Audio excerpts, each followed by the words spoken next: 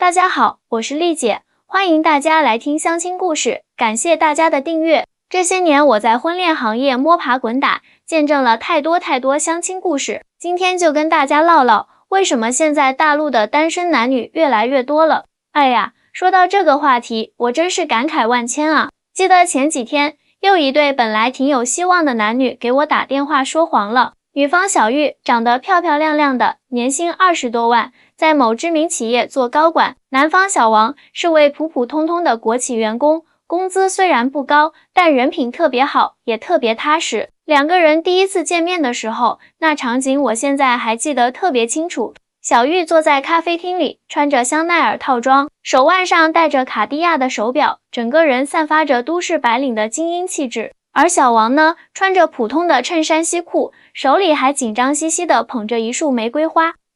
说实话，看到这一幕的时候，我心里就咯噔一下。果然，第二天小玉就给我打来电话说，丽姐，这个男生条件差太多了啦，你看看，他一个月才1万出头，房子还是公司宿舍，连车都没有。这样的条件在北京怎么立足啊？结婚后万一有了孩子，光是教育费用就是一笔天文数字，更别提以后的养老问题了。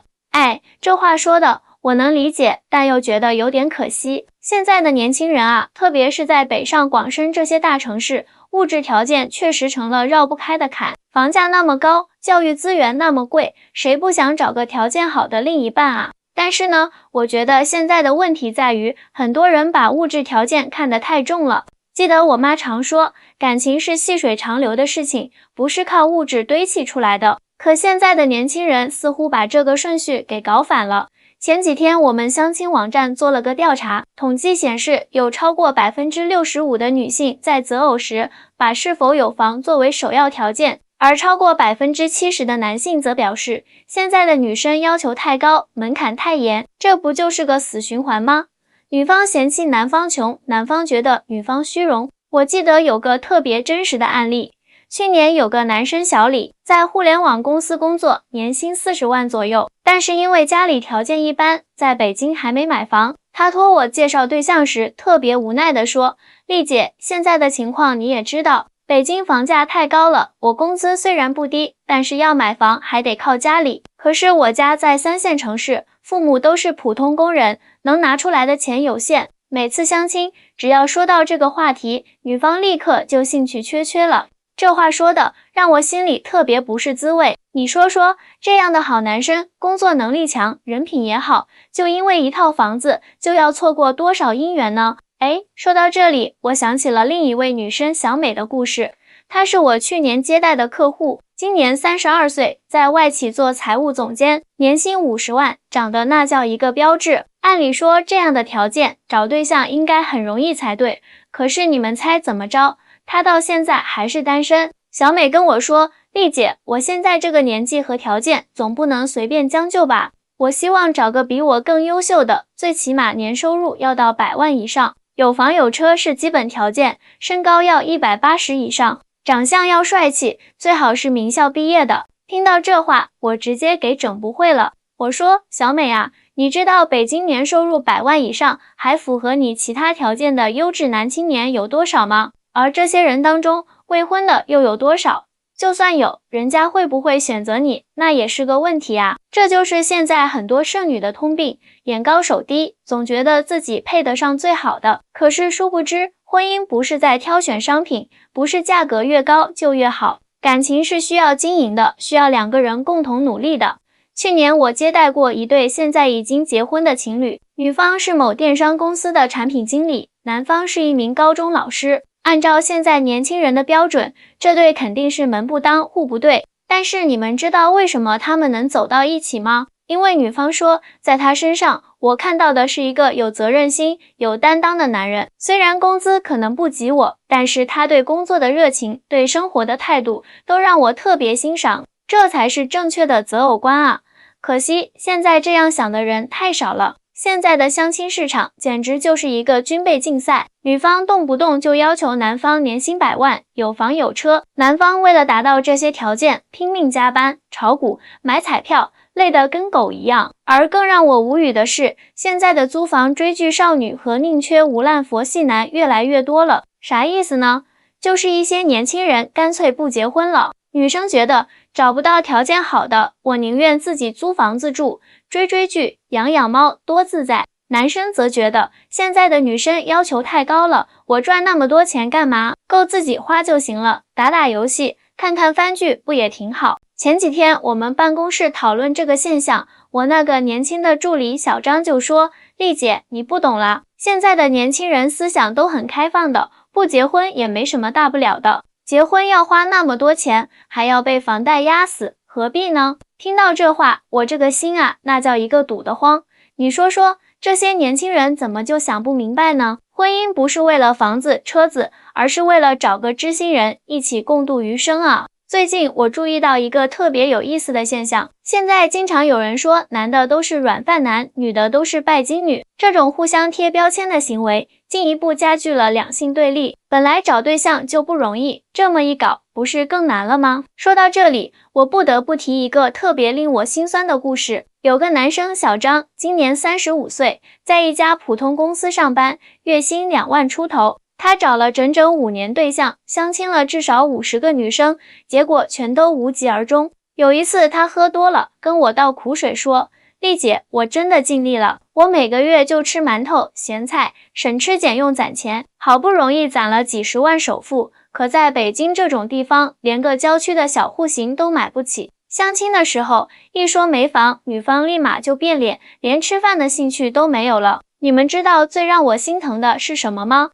小张说，现在的男人太难了，不光要承担房贷车贷，还要负责赡养双方父母，照顾孩子上学，稍微条件差一点，连恋爱的机会都没有，条件好一点的，又被人说是凤凰男。这样下去，我都不知道自己到底应该怎么办才好。哎呀，说到凤凰男这个词，我就特别来气，现在动不动就给人扣帽子，农村出身的叫凤凰男，家境优渥的叫妈宝男，普通工薪阶层的叫屌丝，这些标签会不会太伤人了？每个人都是从不同的家庭环境中一步步走过来的，为什么要用出身来评判一个人呢？记得去年有个女生小晴，家里条件特别好，父母都是教授，她第一次来找我的时候就说，丽姐，我不在乎对方家里条件，但是一定要有上进心，要能聊得来。结果介绍了一个特别优秀的男生给她，人家虽然是农村出身，但是通过自己的努力考上了清华，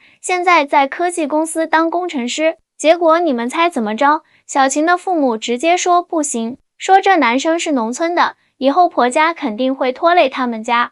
这话说的我都替他们害臊，现在都什么年代了，还搞这种门第观念，这不是把自己女儿的幸福往外推吗？还有一个特别让我无语的现象，就是现在的年轻人太佛系了。前几天一个女生来找我，才27岁，长得特别漂亮。我问她择偶标准，她说，丽姐，我觉得男人都不靠谱，还是工作最重要，找不到合适的，我就自己过呗，反正现在单身也挺好的。我一听就急了，妹子啊，你现在是年轻，等到了35岁、40岁，你还这么想吗？人都是需要有个伴的啊，你总不能一辈子跟猫狗作伴吧？这个现象在男生中也特别普遍，很多男生觉得，反正我也达不到人家的要求，何必强求呢？打打游戏，看看剧不也挺好？慢慢的，他们就对婚恋失去了兴趣，变得越来越宅。更可怕的是，这种心态是会传染的。越来越多的年轻人开始觉得单身多好啊，自由自在的，想干嘛干嘛，不用考虑别人的感受。可是他们没想过，人生不是只有眼前的快活，还要考虑长远。前几天我刷到一个视频，说现在的回头率越来越低了。啥是回头率啊？就是相亲之后愿意见第二面的概率。按照我们这些年的数据统计，10年前的回头率能达到40%，现在呢？连15%都不到，我就纳了闷了，这是为啥呢？后来我特意做了个小调查，发现问题主要出在快餐式相亲上。现在的年轻人看对方跟看简历似的，第一面就要把对方从头到脚，从里到外全打量完，稍微有一点不满意，立马就说不合适。有个男生小吴的例子特别典型，他是我们平台的 VIP 会员，长得挺帅的，工作也不错。但是他有个毛病，就是见一个女生最多半小时就能决定要不要继续。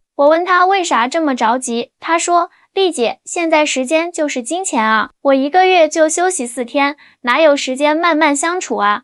第一感觉不对的，就别浪费大家时间了。这话说的，我直接给他气笑了。感情这种事情哪能光看第一感觉呀？我认识的很多幸福夫妻，一开始见面的时候都觉得对方一般，但是相处久了才发现对方的好。现在的年轻人太着急了，动不动就一票否决，这样下去怎么可能找到合适的另一半？还有个更离谱的现象，就是科技冷暴力。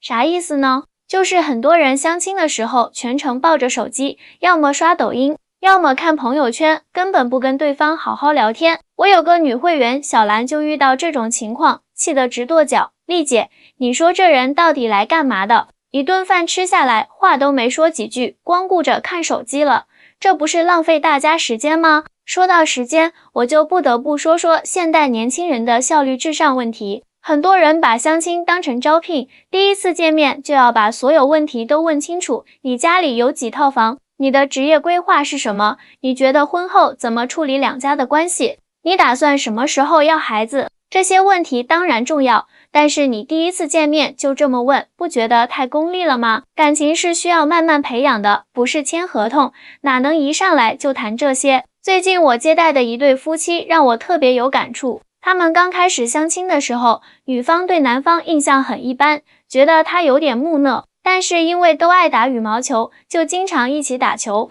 慢慢的，女方发现男方虽然不会说甜言蜜语，但是特别细心，每次他累了都会递上水和毛巾，下雨天也总会提前准备雨伞。就这样，在相处了3个月后，他们自然而然的就在一起了。你看，这才是正常的恋爱节奏啊！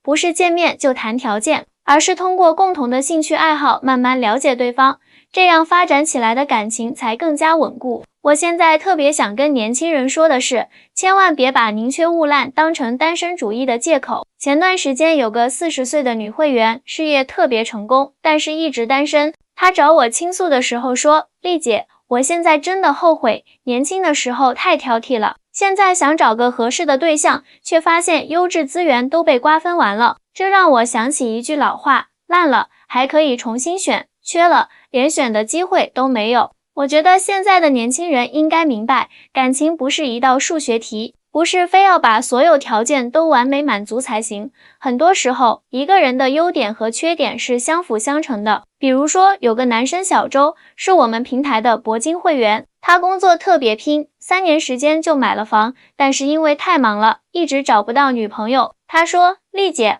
我现在就想找个温柔贤惠的女生，工作稳定就行，工资不用太高。结果介绍了好几个这样的女生给他，他又觉得对方层次不够，见识太少，聊不到一块去。我就纳闷了，你要人家温柔贤惠，人家就得是全职太太那种类型，你要能聊到一块去，人家就得有一定的工作经验和阅历，这不是自相矛盾吗？所以我现在特别想对大家说，降低标准不是将就，而是要学会平衡和取舍。每个人都是一个独立的个体，不可能十全十美，与其在那里空等一个可能并不存在的完美对象，不如试着接纳一个真实的人。还有一点特别重要，就是别把爱情想得太轻松。现在很多电视剧和网络小说把爱情描写得太过理想化了，要么是霸道总裁爱上灰姑娘，要么是富家千金看上穷小子。这些剧情给年轻人造成了错误的期待，觉得爱情就该是轰轰烈烈、一见钟情的。但实际上，真正的爱情往往是平淡而温馨的。就像我之前说的那对打羽毛球的情侣，他们的故事一点都不轰轰烈烈，但是他们很幸福，因为他们懂得珍惜对方，懂得经营感情。最后，我想说的是，找对象不是为了改变生活质量，而是为了提高生活品质。很多人总觉得找个条件好的对象就能一步到位，这种想法本身就是错误的。2个人在一起是要互相扶持，共同进步的。如果只是为了物质条件而结合，这样的感情又能长久吗？所以，亲爱的年轻人，请放下你们的高要求，也请收起你们的佛系心态，用一颗真诚的心去对待感情，相信美好的姻缘一定会降临到你们身上。也欢迎大家在评论区分享你们的故事和想法。我是丽姐，我们下期再见。